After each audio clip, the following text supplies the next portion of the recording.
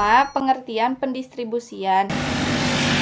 Pendistribusian adalah seluruh kegiatan atau usaha yang menyalurkan barang atau jasa dari produsen kepada konsumen akhir.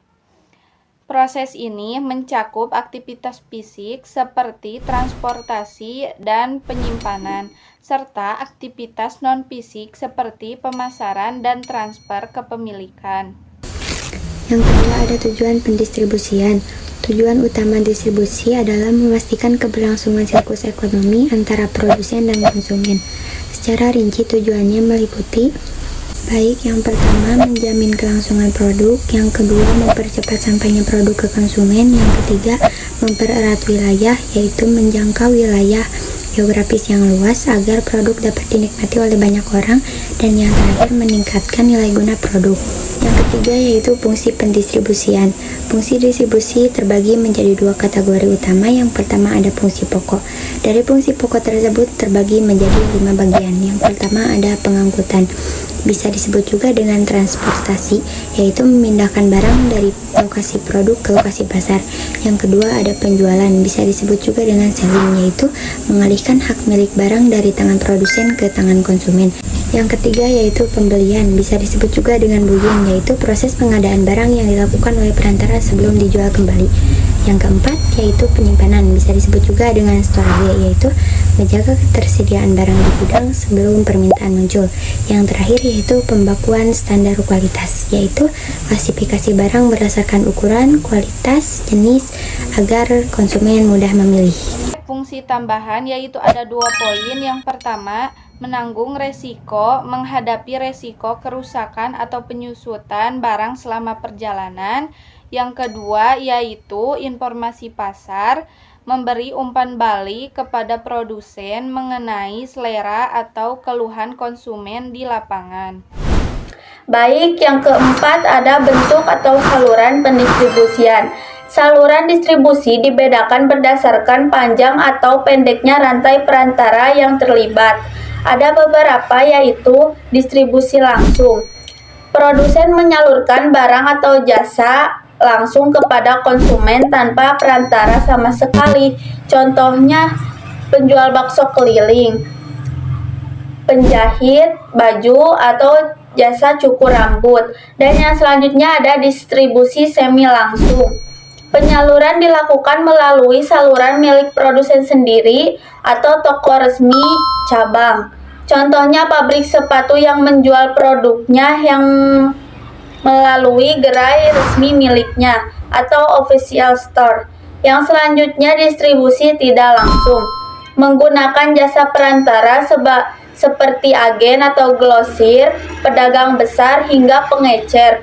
Contohnya petani menjual hasil panen ke tengkulak, lalu ke pasar, hingga ke pedagang sayuran eceran. Dan yang selanjutnya ada distribusi intensif, menjual produk di sebanyak mungkin di tempat agar mudah ditemukan, cocok untuk barang murah dan kebutuhan harian, contohnya sembako, sabun, dan jajanan. Distribusi selektif hanya memilih beberapa toko tertentu yang dianggap layak, cocok untuk barang yang perlu diperbandingkan harga atau kualitas. Contoh, laptop, HP, dan barang elektronik. Distribusi eksekutif hanya menunjuk satu penjual resmi di satu wilayah, cocok untuk menjaga kesan mewah dan layanan khusus. Contoh, mobil mewah dan barang branded ternama.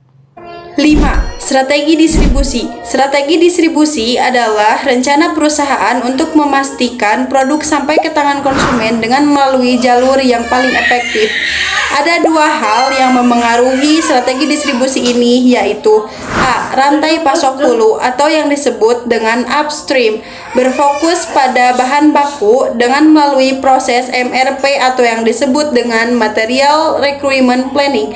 Yang pertama ada netting, yaitu menghitung kebutuhan bersih. Yang kedua ada lot sizing, yaitu menentukan jumlah pemesanan tetap. Yang ketiga ada offsetting, yaitu menentukan waktu pemesanan agar datang tepat waktu. Dan yang keempat ada exploding, yaitu menghitung kebutuhan kotor dengan komponen bahan baku.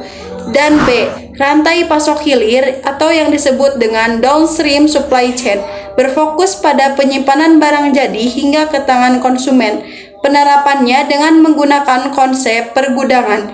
Pergudangan yaitu menjaga suplai pasar dengan meletakkan pasar sedekat mungkin dengan sasaran pasar. Baik, dari poin-poin yang telah kami sampaikan, dapat kami simpulkan bahwa pendistribusian merupakan seluruh rangkaian kegiatan penyaluran barang atau jasa dari produsen ke konsumen yang bertujuan untuk menjamin kelangsungan produksi, memeratakan produk, dan meningkatkan nilai guna melalui fungsi pokok seperti pengangkutan dan penyimpanan, serta fungsi tambahan seperti pemberian informasi pasar. Proses ini dapat dilakukan melalui berbagai saluran, mulai dari distribusi langsung, semi langsung, hingga tidak langsung, dengan strategi cakupan pasar yang bersifat intensif, selektif, dan eksklusif sesuai dengan jenis produknya. Agar berjalan efektif, distribusi memerlukan strategi rantai pasok yang matang, baik di sisi hulu melalui perencanaan bahan baku atau MRP yang akurat, maupun di sisi hilir melalui sistem pergudangan strategis untuk memastikan produk sampai ke tangan konsumen secara tepat waktu dan efisien.